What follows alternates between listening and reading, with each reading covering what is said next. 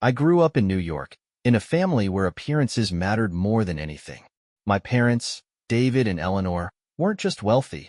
They were the kind of wealthy that made people treat you differently.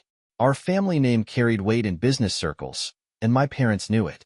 They ran a luxury resort chain that catered to people who liked the idea of being eco-friendly, but only if it came with 5-star service and a price tag big enough to make them feel special. Everything in my family was a transaction. Relationships, friendships, hell, even simple conversations were strategic. Their closest business partners, the Carlsons, owned an exclusive event planning company. It was a match made in high society heaven. They planned the events, and we hosted them. For years, my parents talked about how in sync our families were, how we complemented each other perfectly.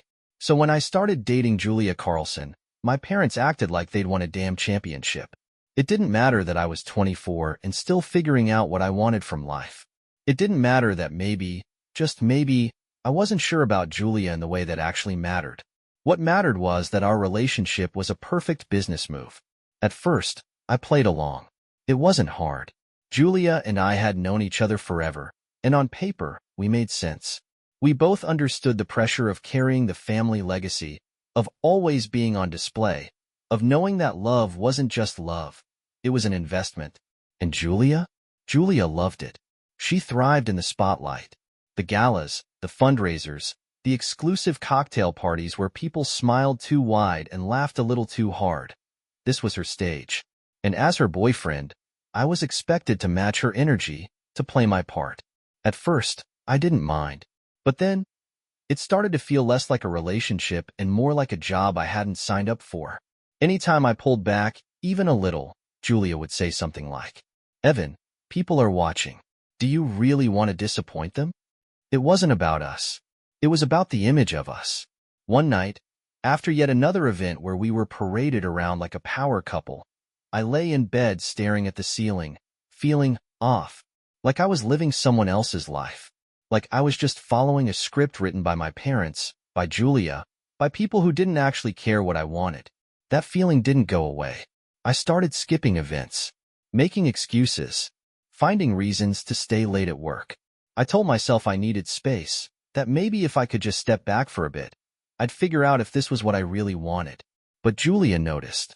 She started getting impatient, snapping at me over small things, guilt-tripping me every time I hesitated about attending another high-profile dinner. "We're building something amazing, Evan. You can't just back out." I wanted to scream. Building what? A brand? A fucking empire? Because it sure as hell wasn't a relationship. Then, one night, it all came to a head. We were at her apartment, and she was scrolling through Instagram, going over which pictures of us had gotten the most engagement. I was barely paying attention, my mind miles away, when she suddenly turned to me, eyes sharp. "You're different lately," she said, setting her phone down. "What's going on?" I sighed, rubbing my temples. I don't know if this is what I want." Silence. The temperature in the room dropped. She stared at me, unblinking. "What do you mean?" I exhaled slowly, trying to find the right words. "I mean us. This. The pressure, the expectations. I don't think I can keep doing this." Julia's expression didn't change, but something in her eyes shifted. "You're being dramatic." "No, I'm not," I said, firmer now. "I feel like I'm playing a role in someone else's story. Like I'm just a piece of this perfect puzzle you've put together." She scoffed. "That's ridiculous." I looked at her. Really looked at her. She wasn't hurt. She wasn't heartbroken. She was angry. Because I wasn't supposed to say that. I wasn't supposed to question things. I was supposed to fall in line. "You'll regret this, Evan," she said finally, her voice cold. Then she walked out of the room. I sat there for a long time, staring at the spot where she had just been. And for the first time, I felt like I could finally breathe. I thought that was the end of it. I had no idea what was coming. I should have known Julia wouldn't just let things go. A breakup wasn't just a breakup for her. It was a loss of control. And Julia? She never lost. At first, everything seemed normal. Or at least, as normal as it could be after a tense, unfinished conversation like that. She didn't call, didn't text, didn't show up at my place demanding explanations. I should have been relieved. Instead, I felt like I was standing on train tracks, waiting for the impact. And then, it hit. A week later, I got a text from my sister, Molly. Call me. Now, Molly and I weren't exactly close. We got along fine, but our relationship had always been built around family events, polite conversations, and the occasional inside joke. She was the golden child, the one who never questioned our parents, who fit perfectly into the Carlson-Anderson power circle without hesitation. So for her to text me like that, I knew something was wrong. I called her back, expecting a lecture about skipping some family gathering. Instead, she picked up on the first ring, her voice sharp and furious. How could you do this to Julia? I frowned, switching my phone to my other hand. Do what? Don't play dumb, Evan. She showed me the messages. I saw everything. My stomach twisted. What messages? Molly scoffed. Oh, right. Like you don't know. Julia found texts, your texts. The ones where you're sneaking around behind her back, calling some other girl babe, and making plans to meet up. I felt my pulse in my ears. A slow, rising heat spread through my chest. Not guilt, but rage. Because I hadn't done that. I knew I hadn't done that. Julia faked it. I took a shaky breath, trying to keep my voice level. Molly, I didn't cheat on her. She let out a bitter laugh. So what? Julia just made up an entire conversation? Do you hear how crazy that sounds? Yes. Yes, I did. But what was even crazier was the fact that Molly believed Julia over me without hesitation. I swear to you, I said, gripping my phone tighter. I never cheated. Julia is lying. She's devastated. Evan? Molly's voice wavered, but there was still steel beneath it. She said she didn't even want to tell anyone, but she couldn't keep it to herself anymore. She trusted you, and you? I closed my eyes. Of course, Julia played the victim. Of course, she made herself look like the heartbroken, betrayed girlfriend who had no choice but to expose the truth. She knew exactly what she was doing, and it worked. Molly was against me, which meant my parents wouldn't be far behind. I was right. 2 hours later, my mother called. I almost let it go to voicemail. But then I thought, no, let's just get this over with. I answered, Mom. Her voice was tight, controlled. Evan, tell me it's not true. It's not true, I said immediately. Silence. Then, Julia showed us the messages. I clenched my jaw. Then she showed you something fake? She inhaled sharply, like my words physically hurt her. Evan, please, don't make this worse. We raised you better than this. I let out a bitter laugh, rubbing a hand down my face. There it was. The disappointment. The judgment. She hadn't even considered that I might be telling the truth. I didn't cheat, I said again, slower this time. Julia faked those messages. My father's voice cut in then. He had been listening the whole time. You expect us to believe that? Yes, because I was their son. Because they were supposed to have my back. But they didn't. You've embarrassed this family, my father continued. You need to take responsibility for what you've done. What I've done. I repeated, stunned. I haven't done anything. Why the hell are you so quick to believe her over me?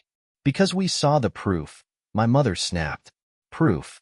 Like, proof had ever mattered when it came to protecting their golden image. I exhaled slowly. My hands were shaking, but not from fear. From realization. They weren't going to listen. It didn't matter what I said. Didn't matter how much I swore up and down that I had done nothing wrong. They had already decided who they were going to believe. And it wasn't me. I heard my father sigh, like he was already exhausted with me. It's better for everyone if you stay away for now, he said. For now. Like this was some kind of temporary punishment. Like I could just fix this by apologizing for something I didn't do. I swallowed the lump in my throat. Right, I said, my voice hollow. Then I hung up. And just like that, I lost everything. I packed my bags that same night. Not that there was much to pack. A couple of suitcases, my laptop, whatever cash I had in my account. I didn't even say goodbye. What was the point? My family had made their choice. Julia had burned my reputation to the ground, and they let her do it. Hell, they helped her. I wasn't going to beg them to see the truth. I got in my car and just drove. I had no plan, no destination, just an overwhelming need to get as far away from New York as possible. Somewhere in Pennsylvania, I stopped at a rundown motel with flickering neon lights and a front desk clerk who barely looked up as I paid for the room. I sat on the bed, staring at the stained wallpaper, my phone still clutched in my hand. No missed calls, no texts, nothing. I had spent 24 years being their son, and the second they thought I wasn't useful to them anymore, they tossed me out like garbage. And Julia? Julia knew exactly what she was doing. I could picture it so clearly. Her sitting in my parents' lavish dining room, voice trembling just enough to make it convincing, wiping away fake tears while my mother held her hand and whispered how she didn't deserve this heartbreak. I bet she smiled when I walked away. I turned my phone off and threw it onto the nightstand. Then I lay back, staring at the ceiling. And for the first time, I had to ask myself, who the hell am I without them? I ended up in Seattle. Not for any particular reason. I had visited once for a conference and remembered liking the city. The gray skies, the smell of coffee in the air, the way people minded their own business. It felt like a place I could disappear in. I needed a job. Back in New York, I had been set to take over part of my family's resort empire. That was gone now. No connections. No safety net. Just me. I spent weeks sending out applications, getting rejection after rejection. Apparently, former heir to a luxury resort chain didn't translate well to the job market. Eventually, I landed a position in software sales. Not exciting, not glamorous, but it paid the bills. The first day, I sat in my dull gray cubicle, staring at the flickering fluorescent light overhead, and thought, well, this is my life now. I kept to myself at first. I wasn't exactly in the mood to make friends. But one guy, Liam, wouldn't let that slide. He was the type of person who could talk to anyone. The kind of guy who would drag you into a conversation whether you wanted to be in it or not. One afternoon, he leaned against my cubicle, arms crossed. You've been here 3 weeks, and I've never seen you eat anything except protein bars. That's like clinically depressing. I barely looked up from my screen. I eat real food. Oh yeah. He raised an eyebrow. What's for lunch today? I glanced at my desk, at the protein bar sitting there like a sad little reminder of how little effort I was putting into my life. Liam smirked. Yeah, that's what I thought. Come on, taco truck. 15 minutes. I almost said no. Almost told him to leave me the hell alone. But something in me was too tired to keep pushing people away. That taco truck became a weekly tradition. And somehow, I found myself loosening up. Liam introduced me to his friends. He dragged me to dive bars with sticky floors and questionable drink specials. He sent me terrible memes at 3 a.m. For the first time in months, I started to feel human again. And then there was Sarah. She was a freelance graphic designer I hired for one of our clients. The first time we met in person, I was expecting another overpolished, corporate type. Instead, she showed up in a hoodie, drinking the biggest iced coffee I'd ever seen, and said, God, I hate meetings. Let's make this quick. I laughed. Not a forced, polite chuckle. A real, genuine laugh. Something I hadn't done in a long time. We started getting coffee after meetings.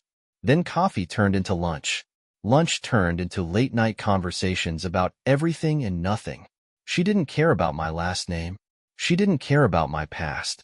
She just cared about me. And that was something I hadn't had in a long, long time. I didn't realize how much I had changed until Molly called me out of nowhere. It had been almost 3 years since I left New York. 3 years of silence. 3 years of my parents pretending I didn't exist. 3 years of rebuilding myself from the ground up. And then, one afternoon, my phone buzzed with a number I didn't recognize. I almost ignored it, but something told me to pick up. Evan? A voice I hadn't heard in years. Molly. I went still, gripping my phone tighter. Yeah. She let out a shaky breath. I need to tell you something. It's about Julia. I didn't say anything. Just waited. And then she said the words that made my blood run cold. She lied. About everything. I sat down hard on the edge of my couch, the room tilting slightly. What? Molly's voice was raw. She faked the messages. The cheating. All of it. She set you up? I exhaled slowly, pressing my thumb against my temple. And you're just figuring this out now? She told one of her friends, Alina. Apparently, she got drunk at some event and started bragging about it. About how easy it was to frame you. How she couldn't believe everyone fell for it. My stomach twisted, a slow, creeping nausea building in my gut. Alina sat on it for a while, but eventually, she couldn't take it anymore. She came to me with proof, Evan. Screenshots. A burner phone Julia used to fake the messages. I closed my eyes. I knew it. I fucking knew it. But hearing it out loud? That hit different. Molly sniffed. I didn't believe it at first. I didn't want to. But then I went through everything. And it all made sense. I let out a hollow laugh. Yeah. Too bad it took you 3 years. Evan, her voice wavered. I'm sorry. I should have listened to you. I should have believed you. I ran a hand through my hair. I wanted to be angry. I wanted to scream, to tell her she could take her apology and shove it. But mostly, I just felt tired. So what now? I asked, my voice flat. She hesitated. I told Mom and Dad. That got my attention. I sat up straighter. And Molly let out a bitter laugh. They don't know what to do with it. They're embarrassed, obviously. But don't expect some grand apology. Of course not. My parents weren't the type to admit when they were wrong. They never had been. They had spent years disowning their own son over a fabricated scandal. And now? Now they had to sit with that. Later that night, I told Sarah about the call. We were in our apartment, curled up on the couch, her head resting against my shoulder. She traced lazy circles on the back of my hand. Do you think they'll reach out? I shook my head. Not unless they need something. Sarah gave me a sad smile. And if they do? I looked at her. At this life we built together. At everything I had earned on my own. They won't get what they're looking for, I said simply. I didn't hear from my parents for weeks after Molly's call. Not that I expected to. They weren't the kind of people to admit they had made a mistake. Even now, even knowing the truth, they wouldn't say, "We're sorry, Evan. We should have believed you." No. They'd rather sit in their silence than acknowledge what they had done. So I moved on. Or at least, I tried to. And then, one afternoon, an email popped up in my inbox. Brendan's wedding invitation. I stared at it for a long time before opening it. It was from Molly. Hey, hope you're doing well.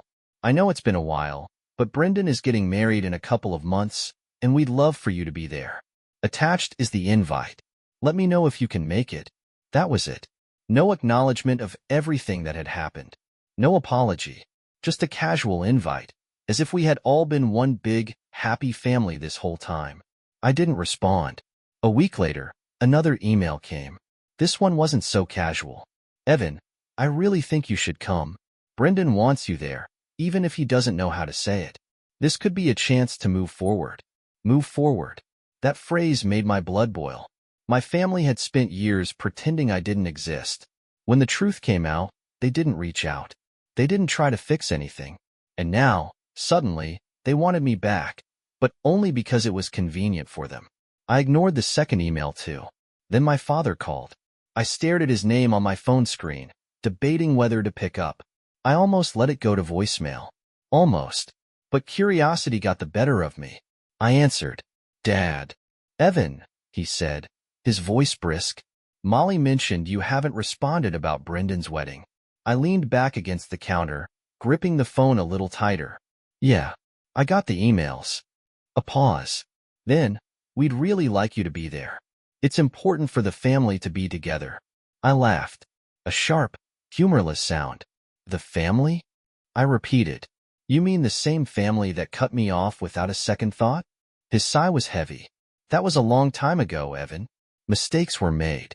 But Brendan wants his brother there on his big day. If Brendan wanted me there, he could have called me himself. I shot back. Dad hesitated. You know how he is. He's not great with words. I shook my head. No, Dad. What I know is that he had plenty of words when you all decided I wasn't worth keeping around. Silence. Then, you can't keep holding on to the past, Evan. There it was. I felt my chest tighten with frustration. That's funny, I said, my voice sharp.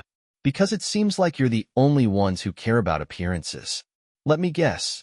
You don't want people asking why I'm not at the wedding, right? Wouldn't look good for the family's perfect image. His silence told me everything I needed to know. I exhaled slowly. Yeah, that's what I thought. Evan, you all made your choice a long time ago. I interrupted, my voice steady. Brendan's wedding doesn't change that. And then I hung up. Over the next few weeks, Molly tried again.